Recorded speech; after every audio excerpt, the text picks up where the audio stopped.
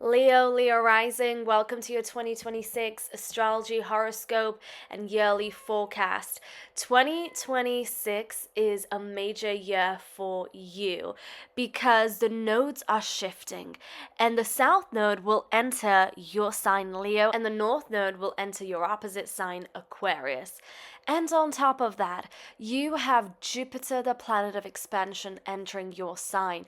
So not only are the eclipses going to be in your sign, and also Jupiter. So this is a major year for you. So we've got a lot to get into.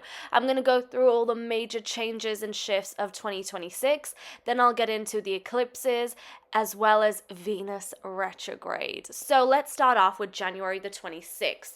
Neptune, the planet of dreams and illusions, enters Aries, and so does Saturn enter Aries on February the 13th. We've already had a sneak peek of this energy in 2025, but in 2026 this energy will be more stronger. For you, it's impacting the ninth house of philosophies of mind, wisdom, higher learning, as well as travel. Now, when Neptune and Saturn come together, this is about really being realistic.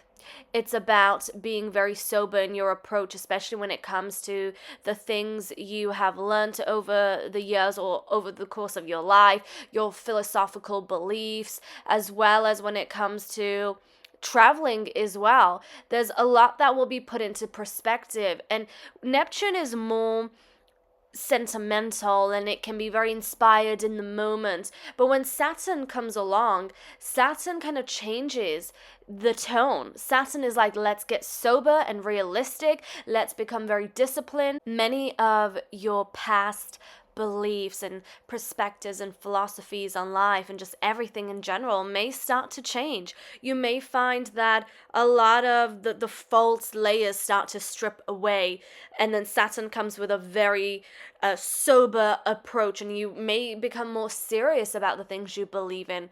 And when it comes to travel, there also may be kind of like a disciplined approach towards travel as well. Moving on, April the 25th, Uranus, a planet of change and innovation, enters Gemini again in your 11th house. The 11th house has to do with friends, groups, networks, social circles, as well as your hopes and wishes for the future. With Uranus in the 11th house, you can expect to either experience a lot of change in your friendships. There could be some unpredictability, or perhaps you meet people who are very Uranian, who are very innovative and different. Perhaps they are very much into like technology, society, politics even. You might even find that your hopes and visions start to change, and you may feel like you need to take a different approach towards them that is more freeing and liberating. So that's going to be an exciting transit for you. June the 19th, Chiron, the wounded healer, enters Taurus. So Chiron, when it changes signs and changes houses, it gives us the opportunity to learn more about some of our insecurities, triggers, or wounds. Chiron gives us an opportunity to become more aware and navigate through some of these issues. Chiron will be moving into your 10th house. Now, the 10th house has to do with career goals and ambitions. So, any issues or challenges or triggers around this area of life, and it doesn't even have to just be career goals and ambitions, it can also be people that have authority over you as well. Or even when it comes to any issues around stubbornness and how that has become destructive in your life, Chiron will help you to navigate through that. So it can be a very healing energy in your life. June the 30th, this is where it gets really exciting because the planet of expansion, Jupiter, will enter your sign. This is really exciting because Jupiter loves being in Leo. It loves being in your sign because it's just so happy and joyful and so full of confidence, and just everything is just so beautiful for Jupiter in the sign of Leo. And when it's in your sign in your first house, this is shining light and focusing on you, your identity, life path, and purpose. So it can give you just so much joy in your life. And because it's entering your sign, this is like a beautiful new cycle and a new chapter. And so many opportunities and possibilities can enter your life. And you may ask, well, what are those opportunities and possibilities connected to? Well, that will mean something different depending on your chart. But overall, being in your sign, it's just shining light on your entire life and what it is that you want from this life. So it can be a very positive time.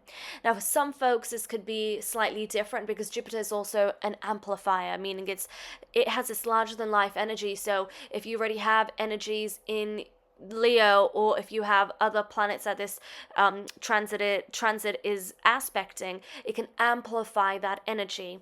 So this is something to really look forward to, because there could be a lot of positivity that comes your way during this time. Now, what's really interesting is the following month, on July the 26th, the nodes change signs. So you'll have the North Node entering your opposite sign, Aquarius, in your 7th house of relationships. And then you'll have the South Node in your 1st house in your sign Leo with Jupiter, which means this is where the eclipses will occur in your 1st and 7th house. So with the North Node in the 7th house, think of this as the timeline your higher self wants you to focus and grow and evolve in, and that is relationships and other people. And you already have Pluto in this area of life, so there's a lot of focus here on transforming relationships. You also have the South Node in your 1st house. Now, the South Node is associated with what we're growing and evolving from. So in your 1st house, because the 1st house has to do with you, your identity, purpose, life path, this is about old parts of you shedding. Old parts of your identity shedding and also transforming. And with Jupiter, it's also bringing a lot of new opportunity, new growth, and new evolution into your life. So let's talk about the eclipses. So on February the 17th, you're going to have a solar eclipse in your opposite sign Aquarius at 28 degrees. So there may be something new that shifts in your relationship or in any type of partnership you have. There may be this new opportunity or new cycle that activates during this time, because this is one of the first eclipses in Aquarius, and it's a solar eclipse. So the focus is on birth, it's on a new cycle, a new start. And then you're going to have another solar eclipse in the sign of Leo at 20 degrees on August the 12th. So take a look at your chart. If you have 20 degrees of Leo or planets in Leo close by to 20 degrees, because it's going to be more profound for you. So the solar eclipse in your sign, meaning in your 1st house, this is shedding light on your identity, on your life path and purpose, and what you want to achieve from this life. And because it's a solar eclipse but also a South Node eclipse, it's about shedding the past. But from shedding the past, there's something new that comes into fruition. There's something new that is created, and this can kickstart and activate this eclipse cycle for you. So mark your calendars, because there's some important dates coming your way on in 2026. Now, you're also going to have a full moon in Leo on February the 1st at 13 degrees. So this full moon in Leo means the sun will be in Aquarius and the moon will be in Leo, again activating your 1st and 7th house axis. So depending on your chart and your degrees, this could be a time where something transforms in a relationship, a partnership, or something in your life changes dramatically, because this is a full moon, so we're looking at a transformation. We also are finishing off the eclipses in the Pisces and Virgo axis.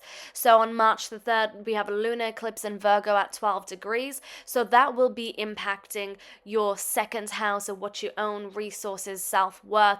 And therefore, that energy is now coming to a close. It's coming to an end. So a lot of what you've been going through in 2025 is coming to an end, and there may be either a completion of a cycle or an entire transformation occurring. And then you also have a lunar eclipse in Pisces at 4 degrees on August the 28th, happening in your 8th house of shared finances, resources, intimacy, and deep transformation. And again, a completion of a cycle. So we're closing off the Virgo and Pisces axis, the eclipses we've been having in 2025, and we're activating this new energy in the Aquarius and Leo axis. Now, we also have Venus going retrograde this year.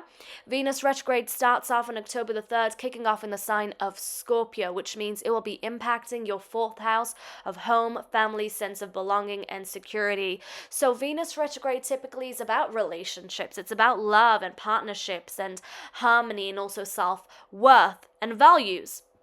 In the fourth house, this is connected with your home and family dynamic. So there may be a lot of revisiting, slowing down, reflecting, going over certain things, and then redirecting your energy. Now, because this Venus retrograde is in the sign of Scorpio, it can bring forth a lot of secrets or things that are hidden. You can do a lot of deep soul spiritual transformation. Venus retrograde will also re-enter Libra, which means it will move into your third house. So when it moves into your third house, there may be a lot of important, long overdue conversations that need to be had.